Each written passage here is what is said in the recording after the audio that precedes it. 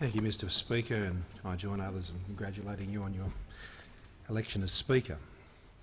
The voice of the member for Canning is silent today in this place, for the first time in a very long time.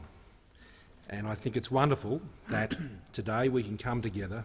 Who would have thought, in all the paradoxes of this place, that it's Don Randall that has brought us together today. And it is good that, as Don's voice is silent in this chamber today, he can be silent and will speak, and he can listen. And I'm sure Don would be enjoying hearing what he's hearing today very much. Don passed away at work, as the member for Brand has just said, in his car. He was en route to the Boddington IGA, where he was going to yet another one of his listening posts. It's very fitting that that's the way that Don would leave us, doing what he loved doing every single day, working hard for the people of his own electorate. Much has been said about Don's significant electoral victories and achievements already.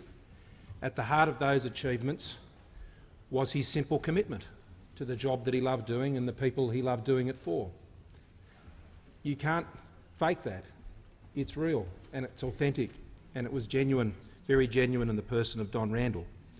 This is why he was successful in politics, because people understood that about Don. His authenticity. He was unorthodox, he was a larrikin, he was tremendous company, he was controversial, he was all of these things. But he was a very human person, a very real person, a very authentic person that people would connect with. And of all of his victories, of which there were many, and they've been remarked on, whether it was his first victory in '96 or the comeback victory in 2001, his greatest victory, winning every booth in 2013, I think it was his victory in 2010 for me as a former state director and party campaigner, which was the most significant because it was probably one of the toughest. He was up against his toughest opponent, and we were relying on Don in that election to deliver as he always had, and Don just never let us down. He campaigned bravely, he campaigned on his record, he campaigned on his unique relationship with his electors, and their response to him was instinctive, and that was Don's reward, the appreciation of his efforts in a great contest. And as local members of parliament, we hope that we make a difference in our own electorates, as Don did, and his achievements were many. But I particularly want to commend him for his work in the Clontarf Foundation, which has been remarked upon. That just didn't impact on people in his electorate in Western Australia, it's impacting on mine. There are 50 young Indigenous boys at Endeavour High School in the Sutherland Shire, mentored by Jeff Hardy. That wouldn't have happened if it weren't for Don. And those young boys have a future that they could never have dreamed of. And that is a generational legacy for those young Indigenous boys. And I was at an event recently at Endeavour High School where Premier Mike Baird was there, also lending the New South Wales State Government support to this incredible initiative which enjoys support across the chamber. And there were two young men there who had been through the program and now were in employment working on one of the big construction projects out in Western Sydney. And the Premier and I, Mike and I, asked them, how does this play back in your communities? What does your mum think about the fact that you've gone and you've got this job and all the rest of it? And they said they never thought it was possible.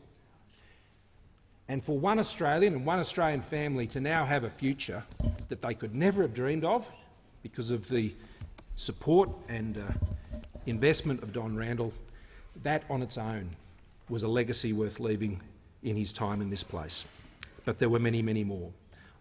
Others have remarked on Don's mentoring skills, and that is true, and I know in particular he was a fine mentor and friend to the member for Swan, as a former member for Swan. But it wasn't just members for Parliament that he mentored. For those of us who came in the class of 2007, there weren't many of us on this side in 2007, there were a lot more on that side, but Don was a kind friend to us with the members for Swan when we came in, and we love him and miss him dearly. But it was the staff also, and I'm glad the member for Brand mentioned the staff. Don was a fine mentor of so many staff, who you would see then going and working in other members or even candidates' campaigns as you would move around Western Australia. And there are many people who owe their place in this chamber because of the good skills and support of staff who were tutored under Don Randall's leadership. Someone who takes the time to take the interest and mentor someone is a truly decent person, and Don has set a fine example to us all in that regard. In politics and in public life, and as a shadow minister or as a minister, there are difficult tasks that one has to engage in. In my own case, as Minister for Immigration and Border Protection, as indeed the current minister would know, that Don was the strongest possible supporter of the policies we took to the election in 2013. Many doubted, but Don was always a rock of support. And I know members opposite who have taken and held those responsibilities know the difficulties and challenges of that portfolio. And they know also how important it is when you have some mates who are there to back you up in the difficult times on those decisions when the world seems to be against you. Don was such a person. He believed in the outcome, he believed in the issue, and he believed in the people who were doing it. And for that, I will always remember my good friend Don Randall. And we got to know each other through a relationship with Sri Lanka, which the Minister for Foreign Affairs has referred to. Don was passionate about Sri Lanka, and they were passionate about him. I was there with him on one occasion. They referred to him as Mr. Sri Lanka. And Don was passionate about the whole country, everything about it. But he was passionate and had an ambition for Sri Lanka that bore no allegiance to any ethnicity in Sri Lanka. I think this was something misunderstood about Don. Don believed in a peaceful, prosperous, successful post-war, civil war Sri Lanka. He wanted the best for Sri Lanka, and he would support anything and anyone who was trying to bring about that result in Sri Lanka. He wasn't intimidated by those who would say that this regime or that regime. He was just there trying to support the people of Sri Lanka on the ground, and he did them, Tamil and Sinhalese alike and others. He reached out to them, he supported them, he supported poor families in the north, he spoke to presidents. He advocated on behalf of all for a peaceful and prosperous Sri Lanka, and he will always be remembered in that country for those commitments of his in this place and there. And I want to thank the Minister for Foreign Affairs for reading the communication she received from the government of Sri Lanka.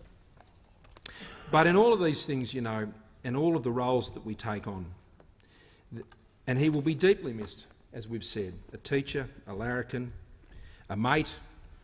Mateship is the Australian word for love, and we loved Don, and he was a mate. But in all of these things, in all of our roles, the most important that we have, as I know Don felt this way, as we all know Don felt this way, was as a husband and a father. Our greatest and most important roles. And for Julian, Tess and Elliot are here. It's difficult for our families in the strange lives we lived in this place. But you know, as we know, that you are much better off because you are the husband, the wife and children of Don Randall. And we will miss him as a mate and we will love him.